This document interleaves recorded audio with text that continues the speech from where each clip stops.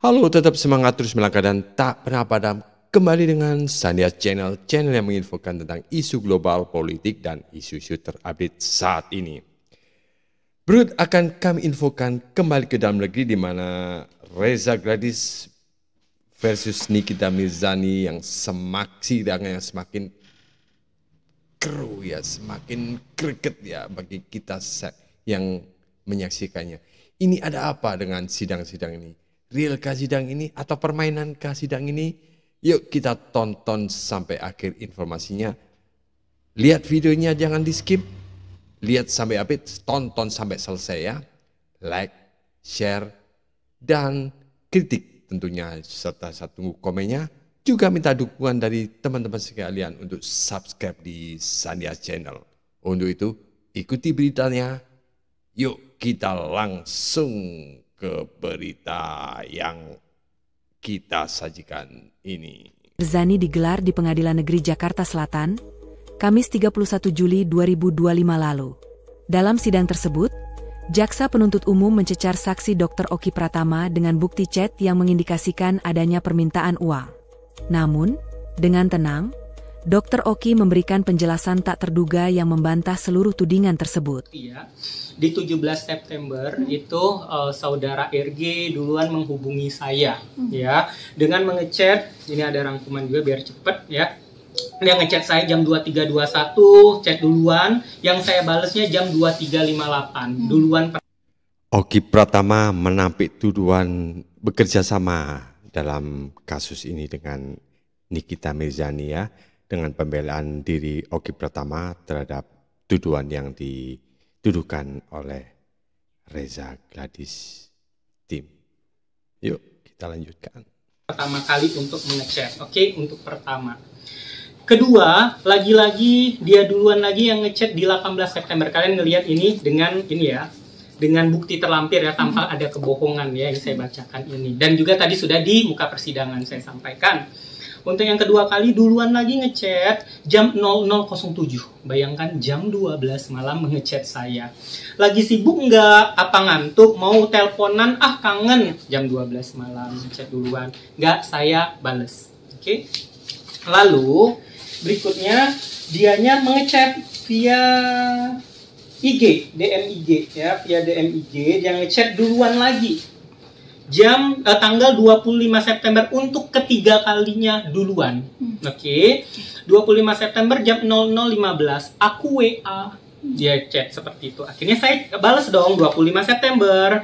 Teteh iya, saya jawab jam 7 paginya. Karena dia ngechat sebelumnya jam 00.15. Akhirnya langsung nih dia telepon. Nggak saya balas. Nggak saya angkat. Terbukti ya, nggak saya nih teteh iya nggak saya angkat. Oke, jadi supaya kelihatan siapa yang berperan aktif di sini. Lalu saya telepon lah balik karena sebelumnya ada telepon dari dia, nggak diangkat. Telepon lagi nih, jam 12.57-nya, 2 jam setelahnya, nggak saya angkat. Tidak ada saya jawaban untuk melakukan apapun. Oke, selesai. Itu tadi 25 September, 27 September ngechat lagi duluan. Aku telepon kok nggak nyambung. Terbukti duluan keempat kalinya. Oke. Dan nelpon jam 27 September, aku telepon kok nggak nyambung. Saya bales lah dengan video call di sini, ya. Ini dia curhat-curhat karena ini di tanggal 27 September, isinya curhatan-curhatan. Lalu di 11 Oktober ngechat lagi duluan, Oki. Oke, benar ya? Kalian bisa melihat ya, untuk kelima kalinya.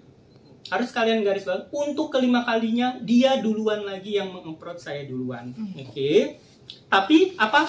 Tidak saya balas. Oke. Di tanggal 27 Oktober siapa yang duluan lagi? Dia lagi. Tapi ada saya yang angkat? Tidak. Bukti ya, ada bukti ya. Oke, nggak bisa dihubungin teleponnya, lagi apa? Dia bilang seperti itu. Saya kirimlah foto, kok nggak salah ini saya lagi di PIM kayak gitu. Terus dia jawab, oh ini di PIM, kamu yang harus telepon, Oke, akhirnya terjadilah video call. disinilah yang pembahasan dia pengen banget ketemu sama Nikita Mirzani. Bagaimana cara ketemu sama Nikita Mirzani? Saya bilang kalau mau ketemu sama Nikita Mirzani itu nggak mau ketemu secara langsung. Kan sudah saya beberkan tadi di persidangan. Dia sudah trauma ketemu sama secara langsung, tapi akhirnya cuma konten-konten aja, nggak menghasilkan pekerjaan untuk dia. Jadi kalau seandainya sudah pasti ngomongin pekerjaan kayak gitu, baru ketemu sama dia. Jadi kata Nikita Mirzani, kalau seandainya kalau mau ketemu sama dia itu kasih aja nomor timnya dia kayak gitu. Di situ juga ada pembahasan tentang ngomongin pengen ketemu Nikita Mirzani, ngomongin tentang review-review skincare, bahas tentang gaji karyawan, bahas tentang manajer R&D produk tuh gimana, gajinya berapa, produk kita tuh biar bagus, biar selalu ngecek quality produk. Karena yang kalian ketahui, waktu itu kan lagi hangat-hangatnya isu tentang review skincare, benar kan? Ya. Tentang isu-isu overclaim, berarti kan yang ngecek quality control di klinik ataupun tempat perusahaan kita itu namanya kan R&D, dia yang ngecekin untuk produk-produk. Di situ saya bilang ke dia, terus dianya duluan nih. Dia yang pertama kali dia bilang, Ki, kalau malam ini ketemu Niki aja bisa nggak kira-kira sama kamu juga? Kita ngomongin by bukti ya. Dia duluan yang pengen ketemu sama Nikita Mirzani. Gimana caranya, dan sama kamu juga, berarti sama saya. Saya bilang, dia nggak mau ketemu kalau nggak pasti soal yang tadi teh. Mira Hayati mengubah pola pikir Nikita Mirzani. Maksudnya karena sebelumnya pernah juga ada udah konten-konten bully rumah kayak gitu, akhirnya nggak jadi kayak gitu. Jadi Nikita Mirzani udah nggak mau lagi, ataupun dengan ada seseorang juga sudah konten-konten kayak itu nggak jadi brand ambassador, sudah diumumin brand ambassador tapi nggak jadi kayak itu. Jadi Nikita Mirzani udah pasti dulu lah kayak gitu, udah deal-dealannya gimana. Ya udah pasti. Dia bilang baiknya gimana. Akhirnya karena dia tanya baiknya gimana, dia udah tahu dia nggak mau ketemu langsung, saya nggak sekonyong-konyongnya ngasih nomor Mail, itu atas permintaan dia. Saya kasih nomor Mail. Oke.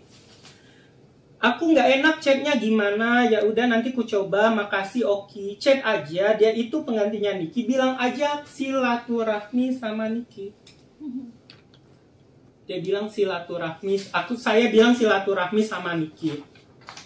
Terus sudah di tanggal 3 November dia duluan yang menelpon saya.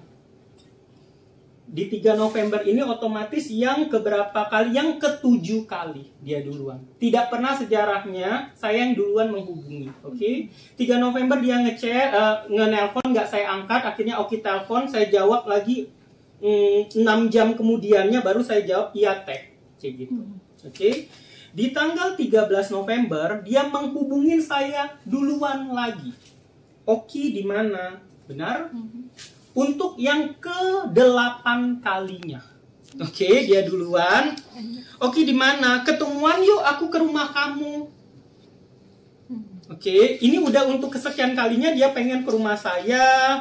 Terus saya persingkat biar kalian nggak capek nunggunya, biar kalian tuh melihatnya dengan bukti. Pokoknya di sini dia pengen ketemu, pengen ke rumah. Lalu saya bilang lagi untuk Oki, aku nggak enak-enak banget chat Mailnya Ki, biar Oki bisa temenin. Besok gimana? Katanya kayak gitu. Oke. Akhirnya dia tanya, Oki, ini Mail nanya kayak gini, sama mau ketemu nanti kepentingannya apa? Oki, aku jawabnya apa? Saya bilang apalagi? Silaturahmi lagi. Oke, padahal sebelum silaturahminya itu di tanggal yang sudah lama banget, di tanggal 27 September, ketika di 13 November pun saya suruhnya lagi silaturahmi. Jadi tidak ada omongan tentang sumpal duit yang sudah beredar. Makanya saya bilang, coba kasih bukti aja satu yang mengatakan, saya bilang, sumpal mulut Nikita pakai duit. Dan rekaman juga udah tersebar kan ya. Ada nggak kata-kata saya bilang, sumpal mulut Nikita pakai duit? Kan tidak ada. Di situ kan cuma perbincangan tentang Reza Gladys, gimana ya Ki, ini dengan isu-isu beredar. Ya kalian dengarlah sendiri. Tidak ada kata-kata Oki Pratama bilang, bayar Nikita. Ada kata-kata bayar Nikita atau bayar uang atau sumpal Nikita pakai uang. Tidak ada di rekaman itu. Bahkan di chat pun tidak ada seperti itu. Lalu di 14 November, untuk ke-9 kalinya, dia menghubungi saya duluan. Oke. Oki, Mail belum jawab aku. Ki bisa telepon nggak? Ini beda-beda jam nih. Ki bisa telepon aku nggak? Oki, telepon nggak, saya angkat. Oki, akhirnya saya balas dengan saya kasih foto di jam 4 sore, dari dia ngechat jam 1, saya lagi meeting. Setelah itu tidak terjadi pembicaraan apapun lagi setelah itu. Oke, itu untuk kronologis yang ditanya-tanya selama ini. Dokter Oki ini apa sih perannya? Dokter Oki ini gimana sih kronologisnya? Selama ini saya diam karena saya nggak mau. Ya saya lebih berpikirnya takutnya kalau sudah dibeberin di awal, takutnya nanti udah ada karangan-karangan lain. Jadi supaya jebret langsung apa nih di muka persidangan seperti itu. Oke.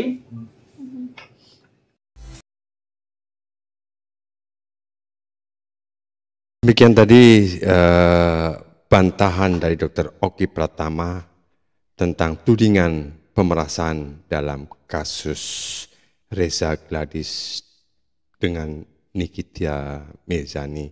Semoga info ini bermanfaat bagi kalian semua. Dan jangan lupa like, komen, kritik juga, serta subscribe tentunya. Oke? Thank you dan bye-bye.